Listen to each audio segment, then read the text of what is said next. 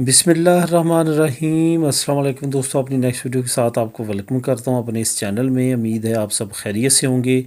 दोस्तों, वीडियो को अंत तक देखिएगा, इसमें काफ़ी इन्फॉर्मेशन मैं प्रोवाइड करूंगा क्योंकि जब से ब्रेक्सिट हुआ है काफ़ी ज़्यादा फैमिलीज़ की तरफ से, दोस्तों की तरफ से काफ़ी ज़्यादा पूछा जा रहा है आयरलैंड के बारे में। आयरलैंड अब यूरोपीय यूनियन में वाहिद मुल्क बचा जो कि इंग्लिश लैंग्वेज है।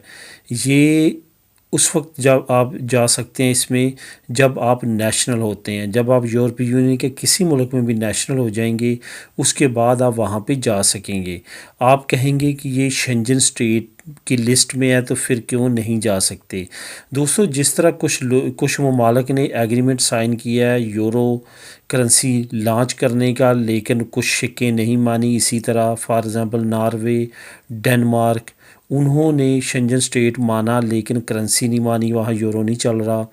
इसी तरह आयरलैंड में यूरो चलता है लेकिन उसने ये शिक नहीं मानी कि फ्री मूवमेंट हो सकती है। यही वजह है कि ईयू पे आप शेंजन स्टेट्स में अमूमन आप वहाँ पे काम कर सकते हैं, लेकिन नॉर्वे, डेनमार्क, आयरलैंड आप ईयू कार्ड कन्वर्ट नहीं करवा सकते। इस वजह से वहाँ पे आप नहीं जा सकते नेशनैलिटी से पहले, ये क्लियर है। उसके बाद थोड़े से मैं बेनिफिट इसके बताता चलूँ। एक तो सबसे बड़ा बेनिफिट ये है कि यूके और आयरलैंड के दरमियान एक मुआहदा है। वो मुआहदा ये है कि दोनों मुल्कों के बाशिंदे एक दूसरे के मुल्क में जाके काम कर सकते हैं, रह सकते हैं, काम कर सकते हैं, कोई उनमें रुकावट नहीं है। इट्स मीन कि अगर आप आयरिश नेशनल हैं तो सेम लाइक आप ब्रिटिश नेशनल हैं। इस वजह से अगर वहाँ पे जाके कल को आप अपना पासपोर्ट कन्वर्ट करवाना चाहते हैं आयरिश पासपोर्ट में, तो फॉर एग्ज़ाम्पल आपके पास स्पेन नेशनलिटी है या फ़्रांस, जर्मनी जहाँ से भी है, तो वो आप आयरिश कन्वर्ट करवाना चाहते हैं, आपको 5 साल लीगल रहना पड़ेगा आयरलैंड में। उसके बाद आप आयरिश पासपोर्ट ले सकते हैं। आयरिश पासपोर्ट लेने के बाद आप बरतानिया में जाके काम कर सकते हैं, रह सकते हैं, बच्चों की स्टडी सारा कुछ आप कर सकते हैं, सेम लाइक ब्रिटिश नेशनल। तो ये एक बेनिफिट है। उसके बाद दूसरा बेनिफिट जैसे मैंने बता दिया, सिर्फ 5 साल आपने रहना है, जो कि शायद ही किसी और यूरोपीय ममालिक में ये रिक्वायरमेंट है 5 साल लीगल रहने की। तो ये चीज़ें स्वीडन में है लेकिन वो आपको पता है कि नॉन इंग्लिश कंट्री है। इसके बाद ईयू पे आप नहीं जा सकते, कम्युनिटारियों पे आप नहीं जा सकते। कुछ फैमिलीज़ ने कमेंट किए थे कम्युनिटारियों पे आपको विज़िट वीज़ा लगवाना पड़ेगा, इस वजह से नहीं जा सकते। अगर आपके पास लार्गो है, ईयू है, कम्युनिटारियो है, विज़िट लगवाना पड़ेगा या वर्क परमिट लेना पड़ेगा, वैसे आप आयरलैंड में नहीं जा सकते स्वाई नेशनलिटी के। ये चीज़ आपने जहन में रखनी है।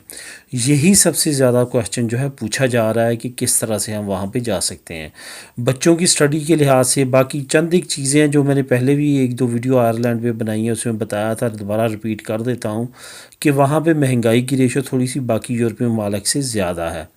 बेरोज़गारी जो है वो ब्रिटिश इंग्लैंड को अगर कंपेयर करें आयरलैंड, तो बेरोज़गारी बहुत ज़्यादा है। लेकिन अगर स्पेन को आयरलैंड से कंपेयर करेंगे तो स्पेन से अच्छा है। अगर आयरलैंड को जर्मनी से कंपेयर करेंगे तो जर्मनी आयरलैंड से अच्छा है। इसी तरह अगर स्कैंडिनेवियन कंट्रीज़ को आयरलैंड से कंपेयर करेंगे तो स्कैंडिनेवियन कंट्री अच्छी हैं। अगर बच्चों के बेनिफिट्स के लिहाज से देखा जाए तो वो भी बाकी यूरोपियन, स्कैंडिनेवियन, जर्मनी उससे, स्विट्ज़रलैंड उससे अच्छा है। बाकी अगर इंग्लिश लैंग्वेज की बात करें, फ्यूचर में अगर आप इंग्लिश के पॉइंट ऑफ व्यू से जाना चाहते हैं, बच्चों के फ्यूचर इंग्लिश लैंग्वेज स्कूल, ये वो सारी चीज़ें, तो उसके लिए आयरलैंड जो है वो बेस्ट रहेगा।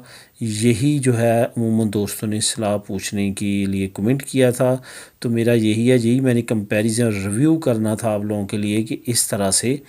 अब आप पे है कि जो चीज़ें प्लस एंड नेगेटिव हैं उन चीज़ों का आपने कंपैरिजन करना है और किस सिचुएशन के मुताबिक आपकी फैमिली सही एडजस्ट करती है उसके मुताबिक आप फ़ैसला कर लें। मिलेंगे नेक्स्ट वीडियो में नई अपडेट के साथ। अल्लाह हाफिज़।